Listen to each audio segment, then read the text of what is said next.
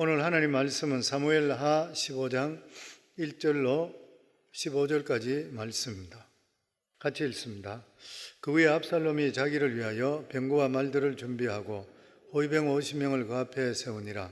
압살롬이 일찍 일어나 성문길 곁에 서서 어떤 사람이든지 송사에서 왕에게 재판을 청하러 올 때에 그 사람을 불러 이르되 너는 어느 성읍 사람이냐 하니 그 사람이 대답해 종은 이스라엘 아무 지파에 속한 나이다 하면 압살롬이 그에게 이르기를 보라 내 일이 옳고 바르다마는 내 송사를 들을 사람을 왕께서 세우지 아니하셨다 하고 또 압살롬이 이르기를 내가 이 땅에서 재판관이 되고 누구든지 송사나 재판할 일이 있어 내게로 오는 자에게 내가 정의 베풀기를 원하노라 하고 사람이 가까이 와서 그에게 절하려 하면 압살롬이 손을 펴서 그 사람을 붙들고 그에게 입을 맞추니 이스라엘 무리 중에 왕께 재판을 청하러 오는 자마다 압살롬의 행함이 이와 같아서 이스라엘 사람의 마음을 압살롬이 훔치니라. 4년 만에 압살롬이 왕께 아뢰되 내가 여호와께 서원한 것이 있사오니 청하건대 내가 헤브론으로 가서 그 서원을 이루게 하소서. 당신의 종이 아람 거술에 있을 때에 서원하기를 만일 여호와께서 반드시 나를 예루살렘으로 돌아가게 하시면 내가 여호와를 섬기리라 하였나이다. 왕이 그에게 이르되 평안히 가라 하니 그가 일어나 헤브론으로 가니라. 이 압살롬이 정탐을 이스라엘 모든 지파 가운데 두루 보내 이르기를 너희는 나팔 소리를 듣거든 곧 말하기를 압살롬이 헤브론에서 왕이 되었다 하라 하니라. 그때 청함을 받은 200명이 압살롬과 함께 예루살렘으로부터 헤브론으로 내려갔으니 그들은 압살롬이 꾸민 그 모든 일을 알지 못하고 그저 따라가기만 한 사람들이라. 제사 드릴 때 압살롬이 사람을 보내 다윗의 모사 길로 사람 아히도벨을 그의 성읍 길로에서 청하여 온지라. 반역하는 일이 크가매 압살롬에게로 돌아오는 백성이 많아지니라. 전령이 다윗에게 와서 말하되 이스라엘의 인심이 다 압살롬에게로 돌아갔나이다 한지리. 다윗이 예루살렘에 함께 있는 그의 모든 신하들에게 이르되 일어나 도망하자. 그렇지 아니하면 우리 중 한 사람도 압살롬에게서 피하지 못하리라. 빨리 가자. 두렵건대 우리가 그를 급히 따라와 우리를 해하고 칼날로 성읍을 칠까 하노라. 왕의 신하들이 왕께 이르되 우리 주 왕께서 하고자 하시는 대로 우리가 행하리다. 보소서 당신의 종들이냐 하더라. 아멘. 다윗에게는 수넴 여인 아비삭 마지막에 동료, 가장 아름다운 동료를 이제 몸을 따뜻하게 해준다고 해서 다윗과 마지막으로 함께 했던 그러한 여인이 있었죠. 이렇게 그 사람까지 다 합쳐서 다윗에게는 9명의 부인이 있었습니다. 그리고 다윗에게 이 9명의 부인을 통해서 19명의 아들이 태어났습니다. 그 첫 번째가 이스라엘 그 여인의 아들로 암논이죠. 암논은 나중에 이복 여동생인 다말을 급간하게 됐다가 나중에 그 친오빠인 이 압살롬을 통해서 살해당했던 그런 맏아들이고 또 다윗의 총애를 많이 받았던 그런 아들이었습니다. 그리고 둘째가 다니엘이라고 그 아비가일의 아들이죠. 아비가일과 사이에 났던 그런 아들입니다. 일찍 죽었다는 그런 이야기도 있습니다. 오래 많이 나오지 않고 사라져 버립니다. 그리고 셋째가 이 거술왕 달메의 딸 마아가의 아들 압살롬이죠. 압살롬은 나중에 자기 아버지 다윗을 배반했다가 요압에게 그 창에 찔려 죽게 됩니다. 그리고 넷째가 핫깃의 소생으로 아도나이, 나중에 뒤편에 나가면 나오지만 자기가 왕이 되려고 하다가 실패했죠.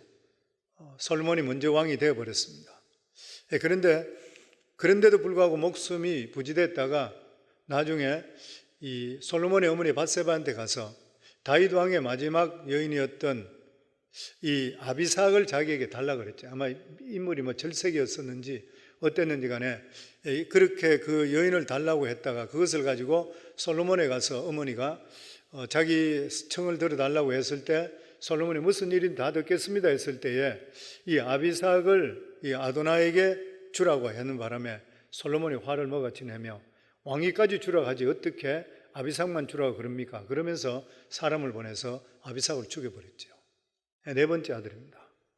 그리고 밧세바 아들 솔로몬은 10번째 아들입니다. 그리고 나머지 아들들이 성경에 기록은 되어 있는데도 불구하고 무엇을 했다는 거 없이 그냥 허지부지 다 끝나는 그런 이름입니다.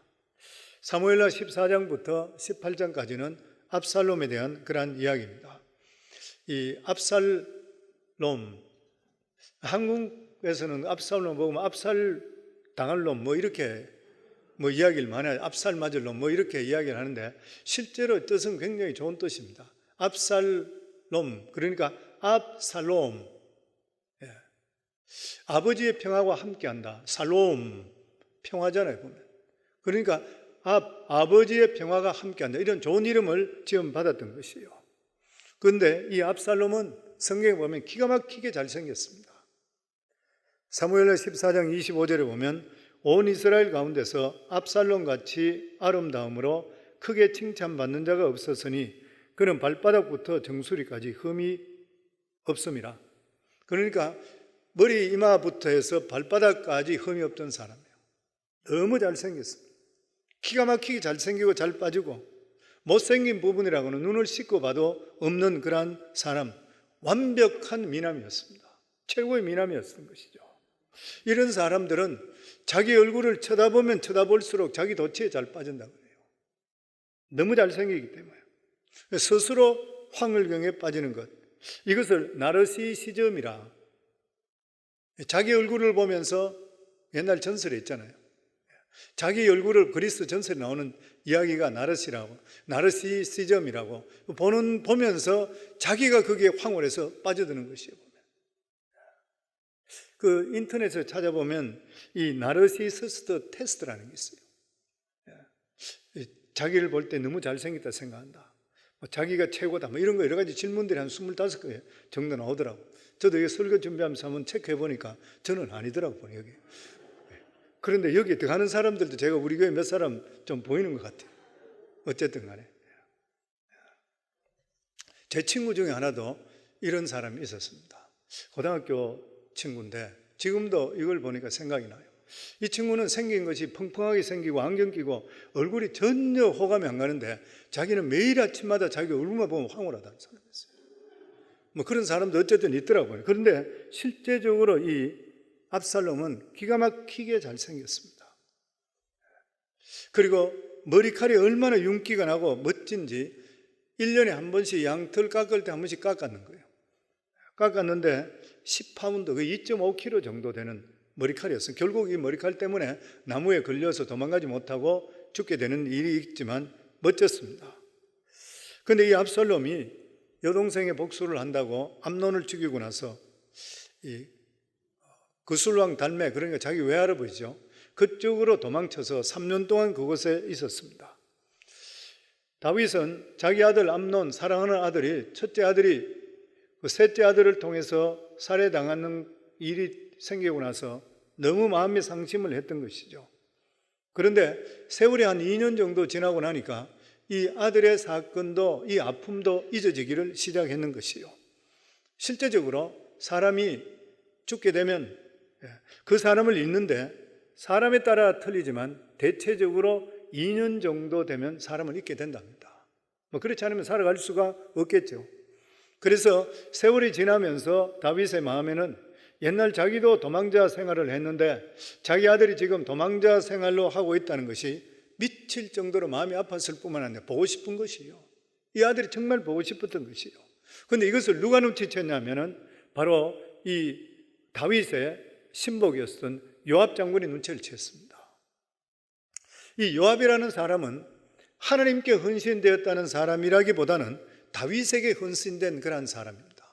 그러니까 정치적으로 자기의 리더의 마음을 기가 막히게 읽었던 그런 사람. 다윗이 이 다윗을 우인하는 일이라면은 무엇이든지 기꺼이 했던 그런 사람. 비록 잘못된 일이라 하더라도 최선을 다해서 그 마음을 가지려고 했던 그런 사람. 그래서 우리가 잘 알고 있듯이 밧세바의 남편 우리아를 최전방에 보내서 전사시키려 하는 그런 편지를 요압에게 갔을 때에 요압이 그것을 충실하게 이행했잖아요. 그러니까 같이 교사했던 그런 일인 것이에요. 그 왕의 마음을 너무나도 잘 알고 그것을 성사시켰던 그런 사람. 그런데 이런 사람은 인간적으로는 굉장히 유능해 보이지만 이 하나님 앞에서는 정말 위험한 사람입니다. 왜냐하면 사람의 마음에 맞추려고 했는 것이 하나님께서 이를 어떻게 생각할까를 전혀 생각 안 하는 사람이었던 거예요. 요압은 두고아에 있는 설기 있는 여자 과부 하나를 구했습니다. 그러고 나서 이 여자를 다윗에게 보내죠. 그 설기 있는 여자라 되는데 요즘으로 이야기하면 연기를 아주 잘하는 여자인 거예요. 이 여자가 다윗에게 가서 나에게 두 아들이 있었는데 한 아들이 다른 한 아들을 쳐 죽여버렸다는 거예요. 그러니까 지금 이 과부는 졸지에 두 아들을 잃게 되는데 하나는 맞아 죽었고 하나는 살인자가 되었기 때문에 이제는 돌에 맞아 죽어야 되는 것이에요. 이 동네 사람들이 몰려와서 살인자를 내어놓으라 하는데, 물론 세상법으로 할 때는 당연히 이 동생을 죽인 형이 맞아 죽어야 되는 것이에요. 그런데 그렇게 되면은 두 아들을 다 잃게 되니까 대를 끊어지게 되는 것이에요. 여기서 정의와 사랑이 충돌하는 것입니다. 정의를 살리려면 살인자를 죽여야 돼요. 살인자를 처형하게 된다면 과부의 사정이 너무 딱해 아들이 두 명이 한목에 다 죽어버린 것이에요. 그래서 이렇게 공의와 사랑이 부딪힐 때에 사람이 능력으로 해결할 수 없습니다. 이럴 때는 이것을 왕에게 가져가야 돼요. 왜냐하면 왕에게 뭐였냐면 사명권이 있기 때문입니다. 왕은 모든 것을 다시 뒤집을 수 있는 그러한 권한이 왕에게 있는 것이에요. 그런데 왕은 이것을 특별히 이러한 사명권을 남발해서 안 되죠. 왜냐하면 공의가 무너지는 것이니까. 그렇지만 왕은 일을 할 수가 있게 되는 것이에요. 그런데 이 여인이 이야기를 하고 눈물을 흘리면서 다윗에게 이야기하니까 다윗 그 여인의 마음이 자기 마음이라. 자기 아들 압살롬이 죽여버렸는데 이미 죽은 놈은 죽었지만 이 압살롬까지도 살인자가 되어 있으니까 자기 마음이 너무 아픈 것이에요. 그러니까 다윗이 그 이야기를 듣고 거기에 대해서 사실을 확인도 안 하고 특별 사면을 시켜버렸습니다. 자기 생각과 너무 일치되어 있기 때문에, 물론 나중에 요압이 시켰다는 것을 알게 됐지만 요압의 말을 듣고 나서 압살롬을 다시 돌아오라 그랬죠. 그런데 돌아오라 그래 놓고 나서도 다윗이 압살롬을 만나주지를 않았습니다. 왜냐하면 모든 이스라엘 사람들이 압살롬을 살인자라 이렇게 여기기 때문에 아버지가 감히 만날 수가 없었던 것이에요. 그래서 이 압살롬은 기다리는데도 불구하고 자기 아버지도 못 만나요. 자기를 불러들였으면 아버지가 만나서 가부간에 이야기를 해줘야 되는데 불구하고 아무 이야기도 안 해주는 거예요. 자기를 불러들였던 요압을 또 사람을 보내서 요압 장군을 불러들이는 것이에요. 그런데 요압 장군에게 아무리 불러들이더라도 요압 장군이 안 오는 것이에요. 왜냐하면 요압 장군은 공연히 이 일에, 부장관의 일에 이 정도까지 했으면 됐지, 자기가 끝까지 개입되는 것이 이 골치 아픈 일인 것이에요. 그래서 요압도 더 이상 개입을 안 했습니다. 그랬을 때에 압살롬이 요압의 밭에 가서 그 밭을 불질러 버린 것이에요. 그랬을 때 요압이 화가 먹어치 나서 와서 네가 어떻게 내 이 밭에 불을 이렇게 지를 수가 있느냐, 재산을 손해볼 수 있냐 이랬을 때에 이 요압 장군에게 압살롬이 그렇게 이야기합니다. 나를 당신이 여기서 불러왔다면 아버지를 보여주든지 만나든지 해야 되지, 지금까지 이렇게 버려두는 이유가 됐느냐? 차라리 그러지 말고 나를 죽여라. 살려둘 필요가 뭐 있냐? 그러니까 요압 장군이 다윗에게 갑니다. 가서 아들을 만나 달라 그러죠. 그러니까 다윗이 와서 이 아들을 만나고 화해가 됐는 거. 그런데 문제가 뭐냐면은 다윗이 이 압살롬에 대해서 잘못에 대해서 이야기를 하나도 안 했습니다. 결과적으로 그것이 압살롬은 자기가 잘못했다 생각, 형을 죽인데도 불구하고 잘못했다 전혀 생각하지 않는 것이에요. 보면 이 다윗의 자식들을 치료했는 것이 잘못이 뭐냐면, 이런 화근을 일으켰던 그런 이유가 맏아들 암논이 자기 이복 여동생을 겁탈해 버렸잖아요.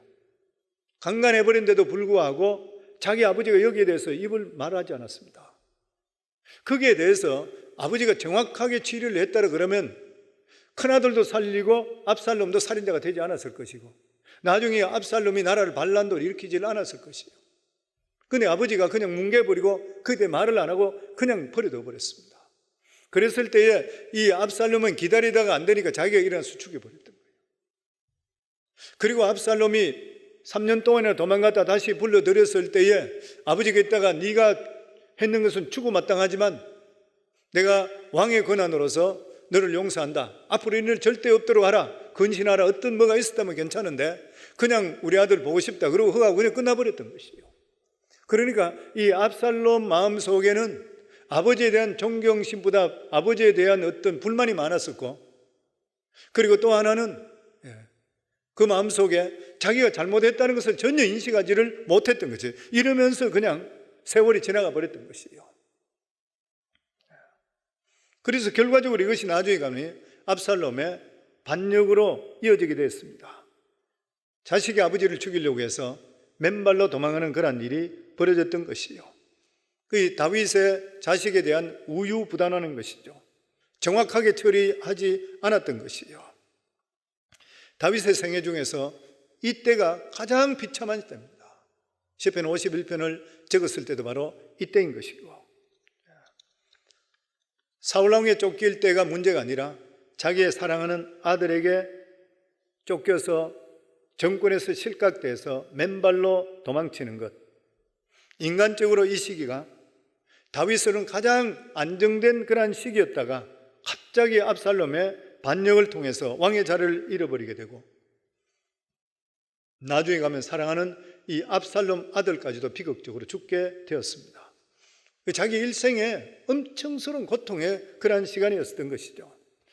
물론 다윗이 이 밧세바 사건을 통해서 우리아를 죽인 것 때문에 죄값이라 할 수 있지만 결과적으로 사탄에게 기회를 주는 것이죠.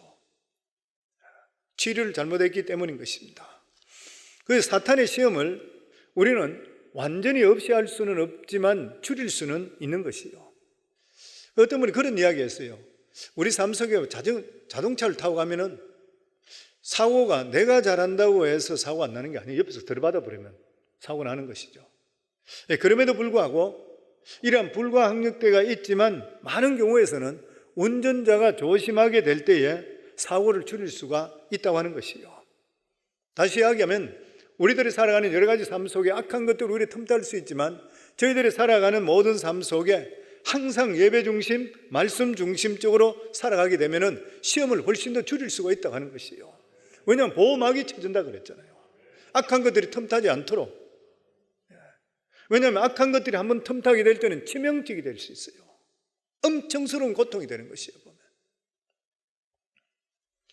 옛날 역사에 보면 아들이 아버지에게 반역해서 왕위를 빼앗게 될 때에 왕이 무능하든지 아니면 아들이 악하든지 둘 중에 하나입니다. 그런데 압살롬의 반역을 보면은 다윗같이 훌륭한 왕이 어디 있습니까? 정말 훌륭한 왕이었던 것이요. 다윗은 철저하게 하나님 말씀대로 나라를 다스렸던, 자기 자신은 종이라, 하나님의 종이라 항상 이렇게 여겼습니다. 그런데 하나님 말씀으로 아무리 철저히 다스린다 하더라도 우리가 생각할 때 하나님 말씀이 넘치게 되면 모든 것이 은혜스럽다 생각하겠지만 사람들이 생각할 때는 재미가 없어 보일 수도 있고 딱딱해 보일 수도 있는 것이고 융통성이 없어 보일 수도 있는 것이에요. 교회에서도 하나님 말씀 중심으로 모든 것을 해나가게 되면은 모든 사람이 아주 좋아할 것 같은데 그것을 좋다고 따라오는 사람이 있는 반면에 어떤 사람들은 인간적으로 하기를 더 좋아하는 사람도 있는 것이에요. 압살롬이 볼 때는 다윗이 하는 그러한 정치는 너무나도 소극적이고 답답하다 생각했는 것이에요. 그래서 반역을 계획했습니다. 자기가 생각할 때는 인간적으로 하게 되면 더 좋은 결과를 가지고 올 수 있을 것이라 매사를 하나님께만 매달리게 되니까 자기가 볼 때는 재미도 없어 보이고 더 잘 되지, 더 잘 길이 있는데도 불구하고 기다린 데가 잃어버리는 그런 일이 있다고 생각했던 것이에요. 자기가 생각할 때 늙은 아버지보다 자기가 하게 되면 몇십 배, 몇백 배 이스라엘을 잘 다스릴 수 있을 것이라 이렇게 생각했습니다. 그래서 이 다윗의 통치에 불만을 느끼고 있던 그러한 사람들, 이러한 사람들을 부추기기 시작하면서 압살롬이 반란을 일으키자 그 사람들이 압살롬을 지지하면서 일어났습니다. 어느 나라든지 어느 단체든지 교회도 마찬가지로 정권의 핵심 아니면 교회의 핵심에 소외된 사람이 항상 있습니다. 이들은 왕이나 리더가 강하면 숨을 죽이고 있어요. 그런데 약해지면 어느 순간에 분당을 만들어서 일어나는 것이에요. 똑같은 일이 벌어지는 것이에요. 압살롬이 반역을 일으키기 전에 먼저 백성들의 마음을 자기에게 쏠리게 했습니다. 그러면서 사람들이, 어려움을 당하는 사람들이 재판하는 그런 과정 속에서 압살롬이 백성들의 마음을 빼앗았다 그랬습니다. 2절부터 3절 말씀입니다. 같이 읽습니다. 압살롬이 일찍 일어나 성문 길 곁에 서서 어떤 사람이든지 송사가 있어 왕에게 재판을 청하러 올 때에 그 사람을 불러 이르되 너는 어느 성읍 사람이냐 하니 그 사람의 대답이 종은 이스라엘 아무 지파에 속하였나이다 하면 압살롬이 그에게 이르기를 보라 내 일이 옳고 바르다마는 너 송사를 들을 사람을 왕께서 세우지 아니하셨다 하고, 압살롬은 매일 아침 일찍 일어나 성문에 나가 있는 거예요. 성문에 나가 있으면 사람들이 각 지역에서 모여들어서 왕에게 재판을 받으러 사람들이 나오는 것이에요. 그러면은 왕이 세운 재판관을 통해서 재판을 받게 되는 것이에요. 그런데 이 재판하러 왔는 사람들 아침 일찍, 그러니까 아직 재판하러 하는 재판관들이 나오기 전부터 새벽같이 나와서 기다리고 있는 거예요. 그러면서 오는 사람들을 만나는 것입니다. 그런데 그 사람들이 너무 일찍 왔을 때 아직 재판관이 나오지 않게 되니까 재판해 줄 수 있는 사람이 없는 것이에요. 그러니까 여기 보면 압살롬이 그에게 이르되 보라 내 일이 옳고 바르다마는 네가 맞다. 그런데 네 송사를 들어줄 왕을 들어줄 사람 재판관을 왕이 세워주지 아직 않았다. 그들이 게을러서 아직까지 나타나지를 않았다. 그러면서 자기가 만약 재판관이 된다면 내가 정말 신속하게 너희들의 문제를 해결해 줄 것인데 이렇게 장담하는 것이에요. 그런데 이것을 보고 성경은 마음을 훔친다. 6절에 보면 이스라엘 무리 중에 왕께 재판을 청하러 오는 자마다 압살롬의 행함이 이와 같아서 이스라엘 사람의 마음을 압살롬이 훔치니라. 사람 마음을 이간시켜서 자기 쪽으로 가게 하는 것을 마음을 훔친다. 그러니까 이스라엘의 모든 백성들은 하나님께서 약물이라 그랬는데 다윗에게 허락했는데 약물이 도둑질하는 것, 똑같은 그런 일이죠. 마음을 빼앗아가 버린 것이에요. 또한 백성이 압살롬에 관심을 가지게 되는 것은 압살롬은 사울하고 비슷했습니다. 사울도 기가 막히게 잘생겼죠. 그리고 또한 사울은 굉장히 인간적이었습니다. 하나님이 뭐라 하는 것보다도 백성들이 뭐라 그러냐, 어떤 이러한 여론 정치를 했던 사람이에요. 지금 압살롬이 똑같은 것입니다. 그러니까 한 사람 한 사람도 인간적으로 굉장히 잘해줬습니다. 그런데 다윗은 어땠습니까? 오직 믿음이잖아요. 항상 제사 지내고 항상 믿음적으로 이야기를 했던 것이에요. 재판을 하더라도 하나님 말씀대로 재판했는 것이에요. 그런데 하나님 말씀대로 재판하는 것은 융통성이 없습니다. 하나님 말씀은 옳은 것은 옳고 틀린 것은 틀려요. 중간 지점이 없는 것이에요. 그래서 상담에도 보면 이 목회자가 하는 상담은 지시적인 상담이라 패스토럴 카운슬링이라고, 그거는 하나님 말씀으로 바로 지적해 줘야 돼요. 일반적인 상담은 듣는 것이고 들어주면서 이야기하다 보면 자기가 이야기하다가 해답을 갖게 돼요. 해답을 가면서 자연적으로 스스로 대답을 갖게 되는, 이게 일반적인 상담이라고 그러죠. 그럴 때 자기 자신이 대답을 갖게 되고 자기가 기분이 굉장히 좋아진대. 누구한테 지시받지 않기 때문에. 그런데 이 하나님께서 하시는 그런 방법은 말씀으로 바로 지시해 주는 것이에요. 근데 이걸 좋아하는 사람이 있고 안 받아들이는 사람이 있습니다. 저도 목회하면서 이런 것들 상담할 때 바로 이야기하더라도 안 받는 사람이 있어요. 자기 생각이 절대 안 움직이는 사람이 있습니다. 그런 사람은 그 이야기하게 되면 거리가 벌어져 버려요. 마음을 오픈시키지를 않게 되면 그래 되는 것이에요, 보면. 그런데 압살롬은 이 사람의 심리를 기가 막히게 알았습니다. 그때부터 사람을 지나치게 하나님 말씀으로 재판하는 그러한 사람은 인간성이 없다 생각하는 것이에요. 그 사람의 사정을 전혀 생각하지 않고 그냥 결정만 내려주고 성경 말씀에 비추어서 이 말씀대로 하라 이렇게 이야기하면, 그러나 압살롬의 방법은 개인적으로 훨씬 더 깊이 관여를 했습니다. 그런데 사람들은 이 압살롬의 방법에 인간적인 매력을 느끼기를 시작했는 것이요. 그런데 성경은 어떻게 말씀하냐면은 사람을 도와줄 때에 그 사람이 지나치게 의존할 정도로 줘주지 않는 것이 원칙이라. 우리 목자들보다 그리 이야기하죠. 목원들이 어떤 일이 있을 때 다 해결하려고 하지 말라고 하는 거예요. 하나님께 의탁하도록 만들어줘야 되고 기도로 도와줄 수 있어야 되지, 내가 처음부터 끝까지 하다 보면 그 사람도 시험 들고 나도 시험 들어버려요. 스스로 설 수 있도록 기도하면서 이끌어줄 수가 있어야 되는 것이에요. 그런데 압살롬은 다른 사람의 어려움을 자기가 책임지겠다고 나섰던 것이에요. 사람들은 굉장히 좋아했던 거예요. 더더욱이나 압살롬은 사람들을 대할 때에 파격적인 자세로 대했습니다. 왕족이 되고 귀족이 되고 이러면 사람들에게 인사도 잘 안 해요. 거만하게 사는 것이에요, 보면. 근데 압살롬은 어떤 사람이 와서 절을 하려고 그러면 황급히나 절은 왜 절하냐? 그리고 서로 키스하고 서로 허가고 형제여 이렇게 나왔던 것이에요, 보니까. 그 이스라엘 사람들이 한 번도 겪지 못했던 것이에요. 그러니까 선풍적인 인기를 끌기 시작했습니다. 다윗은 이미 나이가 많아졌지요. 그리고 압살롬은 기가 막히게 잘생겼지요. 그런데도 인간미까지 있게 되지요. 무려 4년 만에 이스라엘 사람 마음을 다 빼앗아 버렸던 거예요. 그런데도 다윗은 자기 아들이기 때문에 압살롬을 한 번도 의심한 적이 없어. 오히려 더 기분이 좋아서 우리 아들이 인기가 좋다. 아비 마음하고 아들 마음하고 틀리는 것이죠, 보면.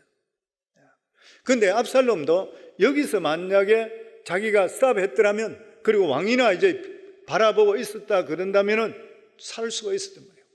욕심이 과함을 통해서 결과적으로 죽음이 왔는 것입니다. 압살롬이 반란을 일으킨 장소가 헤브론입니다. 다윗이 처음으로 헤브론에서 왕이 됐잖아요. 헤브론에서 7년 동안 유다 왕으로 있다가 나중에 나머지 11지파 와서 인정해 줌을 통해서 예루살렘에서 23년, 그래 30년 동안 왕이 있었던 거예요. 그러니까 이 헤브론은 다윗에게는 믿음의 성지일 뿐만 아니라 자기가 고향과 같은 장소예요. 그 믿음의 뿌리가 있는 그 장소가 헤브론입니다. 옛날에 갈렙이 철병거가 있는, 그리고 우리 조상의 묘가 있는 막벨라 굴이 있는 그 장소죠. 그게 믿음의 장소. 그것을 나에게 달라고 여호수아에게 달려갔던 이 산지를 주소서, 그게 헤브론이잖아요.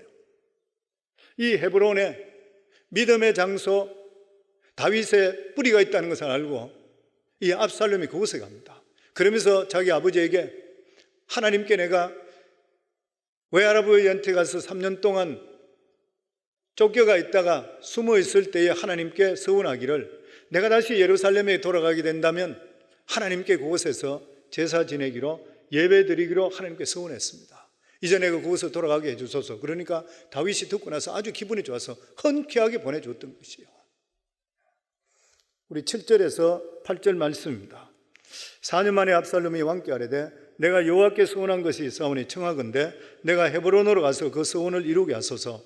당신의 종이 아람 그술에 있을 때에 서원하기를 만약 여호와께서 반드시 나를 예루살렘으로 돌아가게 하시면 내가 여호와를 섬기리라 하였나이다. 압살롬은 다윗을 너무나도 잘 알고 있었습니다. 다윗도 도망자 생활을 했고 자기도 도망자 생활을 했기 때문에 자기가 서원한 것을 그 다윗이 절대 거절하지 않을 것을 알았던 것이에요. 그래서 헤브론으로 가서 반역을 일으킵니다. 압살롬은 헤브론에서 3가지 방법으로 반역을 일으킵니다. 첫째가 뭐냐면은 이스라엘 모든 지파들에게 이 정탐을 보내서 동시다발적으로 압살롬이 왕이 되었다는 것을 선포하는 것이에요. 10절 말씀입니다. 이 압살롬이 정탐을 이스라엘 모든 지파 가운데 두루 보내 이르기를 너희는 나팔 소리를 듣거든 곧 말하기를 압살롬이 헤브론에서 왕이 되었다 하라 하니라. 이스라엘 지파 가운데 압살롬이 왕이 되었다 선포하는 것은 다른 지파들을 선동하기 위해서인 것이에요. 이스라엘 지파들은 지금까지 한 번도 이런 일을 겪어본 적이 없는 것이에요. 하나님의 사람이 그냥 기름 붓게 될 때에 합당하다 칠 때 모두 다 하나님께 영광 돌리며 소리를 질렀었는데, 지금 헤브론에서 압살롬이 왕이 되었다 정탐꾼들이 선포하는데 정탐꾼들이 미리 가서 사람들 몇 사람을 보습해서 사람들이 소리를 같이 지르니까 다른 사람 덩달아 같이 소리를 질러버렸어요. 군중심리인 것이죠. 그리고 두 번째로 이스라엘의 예루살렘에 있는 유명한 인사들 200명을 헤브론으로 초청했습니다. 11절에 보면 그때 청함을 받은 200명이 압살롬과 함께 예루살렘으로부터 헤브론으로 내려갔으니 그들은 압살롬이 꾸민 그 모든 일을 알지 못하고 그저 따라가기만 한 사람이라. 200명은 압살롬이 초청하게 되니까 영문도 모르고 헤브론으로 그냥 초청되어 갔습니다. 그런데 압살롬은 이러한 유지들이 자기 일을 지지하는 거로 사람들에게 보이도록 만들었던 거예요. 압살롬이 상당히 영리한 사람이죠. 보면. 그 200명의 유지들이 예루살렘에서 오게 되었을 때에 헤브론 사람들의 눈에 볼 때는 이 사람 모두 다가 압살롬을 지지하는, 압살롬 왕으로 지지하는 사람이라 이렇게 생각했던 거예요. 그래서 역사학자들은 그때 그런 이야기합니다. 헤브론에서 이런 사람들, 그러니까 굉장한 유지들, 고관들이 200명 전체가 내려와서 압살롬을 섬기는 같이 보이게 되니까 압살롬한테 어떻게 하면 줄을 대서 자기가 잘 될까 해서 줄 쓴다고 난리를 치겠다 그래요. 그리고 세 번째가 아히도벨이라고 하는 모사지요. 천재를 자기 편으로 끌어들였습니다. 12절 말씀입니다. 제사 드릴 때 압살롬이 사람을 보내 다윗의 모사 길로 사람 아히도벨을 그의 성읍길에서 청하여 온지라. 반역하는 일이 크가매 압살롬에게로 돌아오는 백성이 많아지니라. 다윗의 모사였던 아히도벨이 그 아들 압살롬의 반역을 돕게 되는 것이요. 어떻게 다윗의 총애를 받았던 모사 중의 모사였던 아히도벨이 이 압살롬의 모사가 됐는가? 여러 가지 말이 많은데 학자들 중에서 한 두 가지, 세 가지 이렇게 이야기합니다. 그 첫째가 뭐냐면은 밧세바로 인해서 개인적인 원한이 다윗 왕에게 있었다. 밧세바로 인해서. 왜 그러냐면은 다윗의 아내가 된 밧세바는 엘리암의 딸인데 이 아히도벨은 엘리암의 아버지인 것이요. 다시 말하면 아히도벨은 다윗의 처할아버지가 되는 거예요. 그런데 이 아히도벨은 굉장히 원칙주의자고 원리주의자였답니다. 이 원리주의 원칙주의자였는데 손주 사이 우리아를 굉장히 사랑했던 사람인데 다윗이 우리아를 모해에서 적군에게 죽인 것을 알고 나서부터 그 마음속에 녹음 먹고 있었지만 원한을 가지고 있었다. 그렇게 이야기해요. 첫 번째가. 그리고 두 번째는 압살롬이 반역을 일으킬 때 여기도 마찬가지로 청함을 받은 200명과 똑같이 초청받아 참석했다가 엄격결에 반역에 참석하게 됐다. 만약 거기서 자기가 떠나게 될 때는 죽임을 당하게 되니까 어쩔 수 없이 거기에 관계가 되었다. 어쨌든 간에 압살롬은 이스라엘 백성으로부터 선풍적인 인기를 얻게 되었습니다. 그리고 압살롬을 따르는 사람이 이스라엘에 급속도로 많아지기를 시작했는 것이에요. 다윗은 이 압살롬의 반역 소식을 듣고 엄청스럽게 충격을 받았습니다. 믿는 도기에 발등이 찍힌 것이죠. 그리고 압살롬의 반역을 일으킨 것이 헤브론이라. 그리고 모든 이스라엘 지파에서 동시다발적으로 압살롬을 왕으로 선포했다는 말을 듣게 됐을 때에 이것은 단순한 반역이 아니라 많은 이스라엘 백성들이 동조한다는 것을 알게 됐던 것이에요. 13절 말씀입니다. 전령이 다윗에게 와서 말하되 이스라엘의 인심이 다 압살롬에게로 돌아갔나이다 한지라. 그 압살롬의 인기는 불과 4년 만에 이스라엘의 최고가 되었던 것이에요. 그래서 다윗은 백성의 마음이 자기를 떠나서 압살롬에게 갔다는 것을 알고 빨리 예루살렘에서 도망가야 된다 생각했는 것이에요. 14절입니다. 다윗이 예루살렘에 함께 있는 그의 모든 신하들에게 이르되 일어나 도망하자. 그렇지 않으면 우리 중 한 사람도 압살롬에게서 피하지 못하리라. 빨리 가자. 두렵건대 그가 우리를 급히 따라와 우리를 해하고 칼날로 성읍을 칠까 하노라. 다윗이 왜 이렇게 급히 예루살렘 성을 포기했는 것인가? 1차적으로 이 압살롬의 반란이 너무 급작스럽게 일어나는 거예요. 너무 급작스럽게 일어나서 그리고 12지파에서 전체가 헤브론에서 압살롬이 왕이 됐다 선포함을 통해 이스라엘 백성들이 그 사람들을 따른다 그러니까 누가 내 편이고 누가 적군인지 알 수가 없는 것이에요. 그 누가 누구를, 여기 있는 사람이 누가 자기 편인지 도저히 알 수가 없는 것이에요.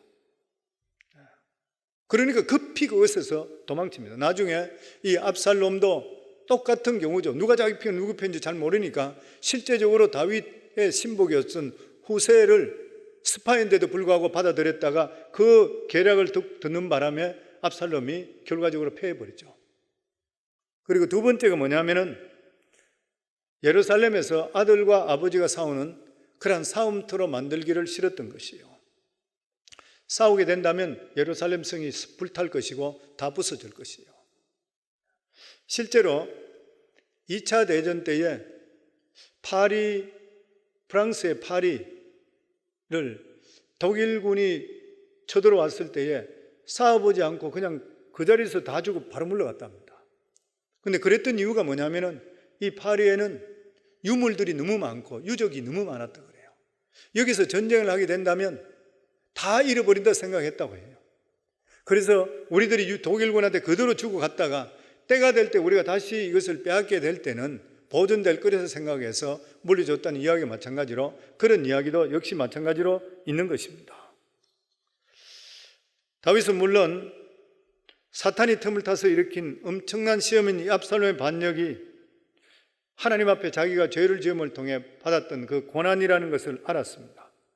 밧세바를 통해서 지었던 그러한 죄, 그럼에도 불구하고 다윗에게 가지고 있던 믿음이 뭐였냐면 하나님께서 결과적으로 자기를 다시 회복시켜 준다는 그런 믿음이 있었던 것이에요. 그렇기 때문에 예루살렘을 그냥 떠나는 것입니다. 언젠가는 하나님께서 다시 회복시켜 줄 것이라. 그렇다면 여기에 예루살렘에 굳이 여기 있으면 싸울 필요가 없고 더더욱이나 자식하고 싸워서 되겠나? 그래서 후궁 10명만 두고 그리고 모두 다가 다 도망가 버린 것이죠. 우리들은 살아갈 때에 가장 큰 아픔이 뭐냐면은 믿는 사람한테 배반당할 때입니다. 말할 수 없는 아픔이죠. 그렇게 되면은 너무나 큰 절망에 빠지게 되고 말할 수 없는 그러한 좌절에 빠지게 되는 것입니다. 더더구나 믿는 사람들은 가까운 사람이기 때문에 누구보다도 자기 약점을 잘 알아요. 바깥에서 약점에 대해서 떠벌리기 시작하고 이렇게 될 때는 상처를 또다시 입게 되는 것이죠. 그래서 우리는 항상 사람들을 생각할 때에 인간은 누구든지 연약하구나, 누구든지 배반할 수 있다는 것을 생각할 수 있어야 됩니다. 쉽지 않은 일이죠. 그럼에도 불구하고 우리 인간은 배반하고 싶어 배반하는 경우도 있겠지만 대부분에 보면 환경이 그렇게 되면 배반하는 경우로 빠지는 경우가 참 많이 있는 것이에요. 가룟 유다도 예수님을 배반했습니다. 물론 예수님께 가룟 유다의 배반을 처음부터 알고 계셔서 몇 번이나 원행을 했던 것이죠. 그러나 다윗은 압살롬과 이스라엘 백성들을 너무나 믿었던 것이에요. 너무나 믿었기 때문에 최악의 경운을 당했던 것이에요. 우리도 살다가 보면은 믿는 사람들도 배반을 당합니다. 처음에 배반을 당하게 되면은 화도 나고 도저히 용서할 수가 없게 되는 마음이죠. 그런데 시간이 자꾸 지나게 되면은 우리 인간의 연약함을 우리 자신들이 받아들이기 시작합니다. 아, 그럴 수 있겠구나. 연약해서 그렇구나.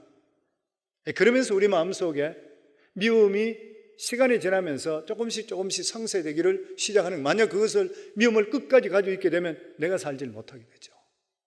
원수 갚는 것은 주님께서 맡기라 그랬으니까 주님께 맡겨야 되는 것이에요.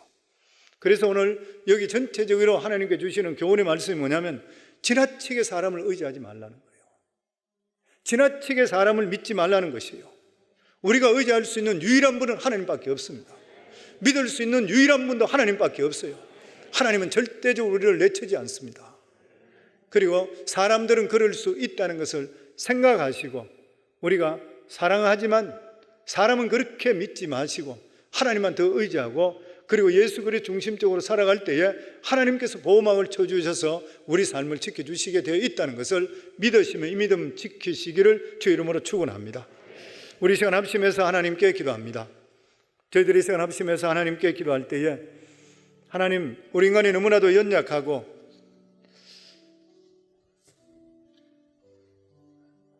그리고 배반할 때도 있습니다.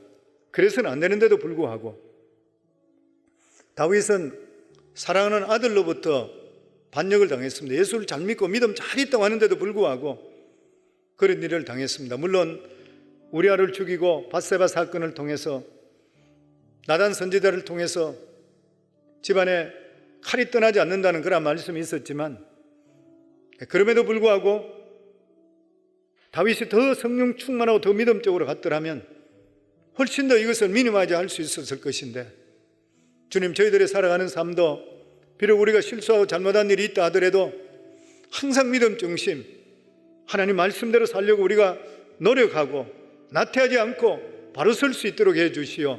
주님의 보호막이 쳐질 수 있도록 하시고 혹여나 어떤 어려움이 있다 하더라도 그것을 넉넉히 뛰어넘을 수 있는, 그리고 어려움이 미니마이즈 될 수 있는 저희들의 삶들이 더욱더 될 수 있는 저희들이 되게 하시고, 이 세상에 의지할 수 있는 유일한 분은 100% 의지할 분은 하나님밖에 없다는 것을 믿고 용납하며 살아갈 수 있는 저희들 될 수 있도록 해 주시옵소서. 오늘 이 시간 주여 세 번 부르며 하나님께 기도합니다. 주여, 주여, 주여. 아버지 감사합니다. 하나님 아버지 은혜 감사합니다. 오늘도 사랑하는 귀한 성도들, 아버지 전에 나와 말씀을 받았습니다. 아버지, 다윗은 사랑하는 아들로부터 배반당하는 너무나도 아픈 그런 경험을 봅니다. 아버지 하나님, 저희들도 살아갈 때에 믿는 사람을 통해서 배반당하고 어려움 당할 때 있습니다. 그럼에도 불구하고 우리들은 하나님을 의지하기 때문에 아버지 하나님께서 합력의 선을 이루어주실 것을 믿기에 미워하지 않고 저희들이 용납하고 감사하는 삶을 살아갈 수 있는 그러한 힘을 주신 거 너무나도 감사합니다. 아버지 하나님, 저희들이 더욱더 사람은 사랑하고 대신에 하나님은 더욱더 의지하며 살아갈 수 있는 저희들의 믿음의 삶이 될 수 있도록 해 주시오. 어떤 어려움도 주님 바라보며 넉넉히 이길 수 있는 우리 성광교회 성도들이 다 될 수 있도록 주님 축복해 주시옵소서. 이제는 우리 주 예수 그리스도의 은혜와 하나님 아버지의 크신 사랑과 성령님의 교통하심이 오늘도 하나님께 나와 말씀 받고 그 말씀대로 살기로 마음속에 다짐하고 돌아가는 사랑하는 귀한 성도들 삶 속에 이제로부터 영원토록 함께 하기를 간절히 축원하옵나이다. 아멘.